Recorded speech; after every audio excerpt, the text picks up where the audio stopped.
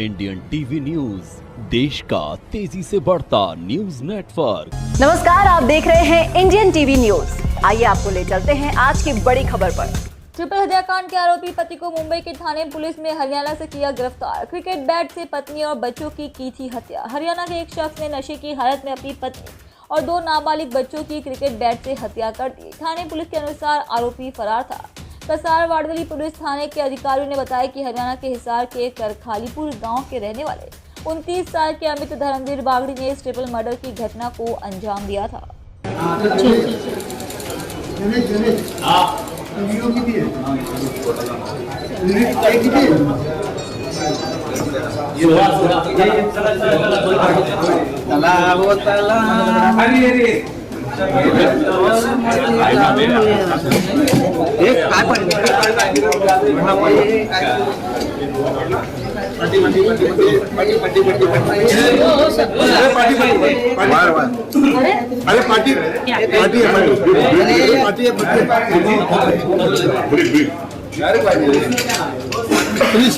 अरे सुनील गांधी मत लगा हाथ में लेगा।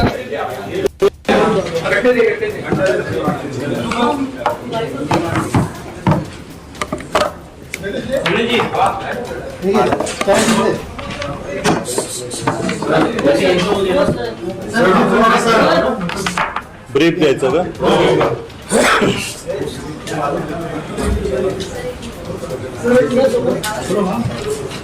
कासारवडवली पोलीस स्टेशनच्या हद्दीमध्ये दिनांक 21/12/23 रोजी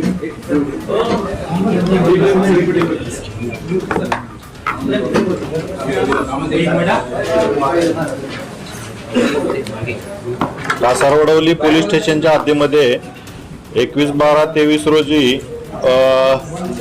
एक महिला आणि 2 मुलं असं ट्रिपल मर्डर त्या ठिकाणी झाला होता। त्या अनुषंगानं कासारवडवली पोलीस स्टेशनच्या हद्दीमध्ये कासारवडवली पोलीस स्टेशनला गुन्हा दाखल करण्यात आला होता आणि 24 वर्षाची महिला आणि तिची 2 मुलं, 8 वर्षाची मुलगा आणि 6 वर्षाची मुलगी असे तिघं मयत झाल्यामुळे अतिशय संवेदनशील असा हा प्रकार झालेला होता। एकदम निगृण हत्या करण्यात आलेली होती।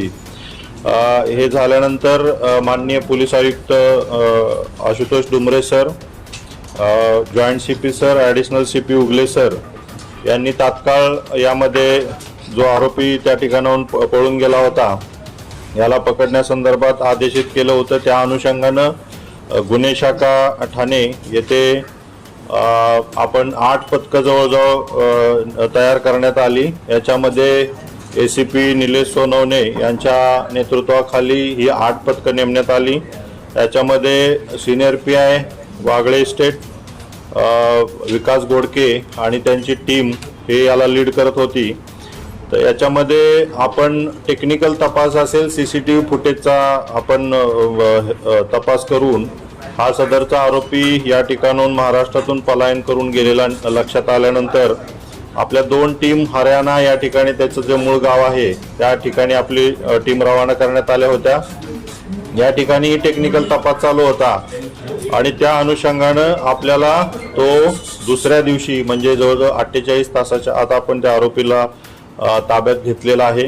हरियाणामधला हिसार जे रेल्वे स्थानक आहे त्या ठिकाणाहून आपण त्याला ताब्यात घेतलेला आहे आणि आता त्याचं आपण इंट्रोगेशन करत आहे। तर याच्यामध्ये त्यांनी अतिशय निगृण प्रकारे त्याची पत्नी आणि त्याची 2 मुलं, स्वतःची 2 मुलं मारण्याचा त्यानं प्रकार केलेला होता। त्याच्यामध्ये बॅटने त्या पहिला पत्नीला त्याचा मर्डर केला आणि नंतर 2 मुलांचा, जी की 8 वर्ष आणि 6 वर्षाची मुलं होती, त्यांचा त्यांनी निगृणपणे खून केलेला होता। अतिशय संवेदनशील असा प्रकार आपल्या ठाण्यामध्ये झालेला होता आणि त्याचा छडा आपण 48 तासामध्ये लावलेला आहे। अतिशय उत्कृष्ट अशी कामगिरी गुन्हे शाखेच्या वतीनं ACP सोनवणे, विकास गोडके तसेच यांच्याबरोबर PI रावराणे, PI योगेश आवाड, खंडणीविरोधी पथकाचेही 2 टीम आपण तयार केल्या होत्या। याच्यामध्ये API Bhushan Shinde, API Pallavi Dhage Patil, API Avinash Mahajan, PSI तुषार माने, API सुनील तरमाळे, API भूषण कापडनीस हे सगळ्यांनी अतिशय उत्कृष्ट कामगिरी करून आपण ह्या आरोपीला ताब्यात घेऊ शकलो. तर अतिशय चांगलं डिटेक्शन गुन्हे शाखेकडून करण्यात आलेलं आहे.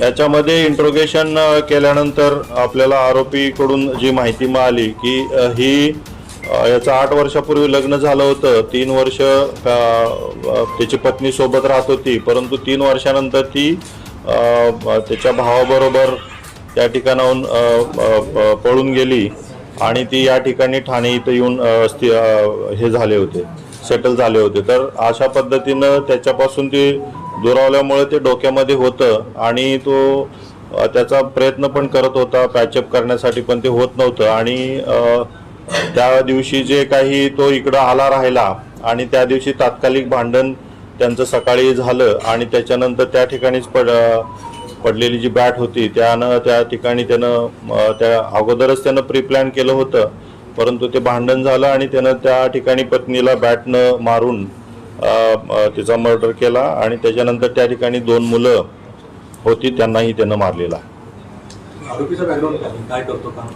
आरोपी हा सुरुवातीला त्याच्या गावीच राहत होता. त्या ठिकाणी तो बांधकामाच्या ठिकाणी काहीतरी काम करत होता, बांधकाम मजूर म्हणून.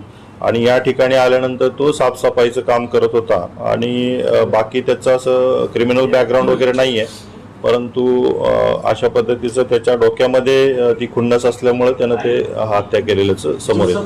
आरोपी हा मोबाईल वापरत नव्हता, तो कसा ट्रेस झाला? नाही, निश्चित स्वरूपामध्ये याच्यामध्ये टेक्निकल तपास आपण करत असताना काही CCTV फुटेज आहे, आपला काही इंटेलिजन्स असतो, काही लोकांशी कॉन्टॅक्ट असतात. या पद्धतीनं आपण तपास करून त्याला आपण अटक करण्यात आलेली.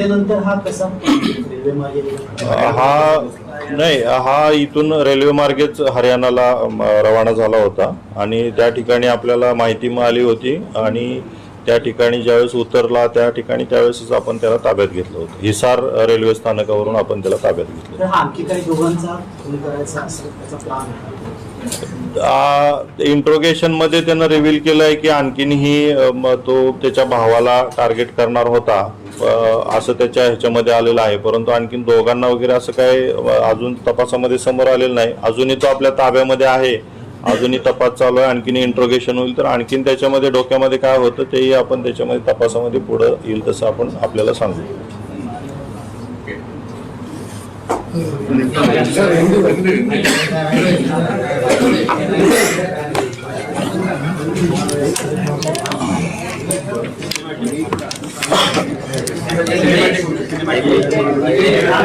इसी तरह देश दुनिया की हर खबर को जानने के लिए देखते रहिए इंडियन टीवी न्यूज. हमारे चैनल को सब्सक्राइब कीजिए और हमारी इस वीडियो को शेयर जरूर कीजिए. धन्यवाद.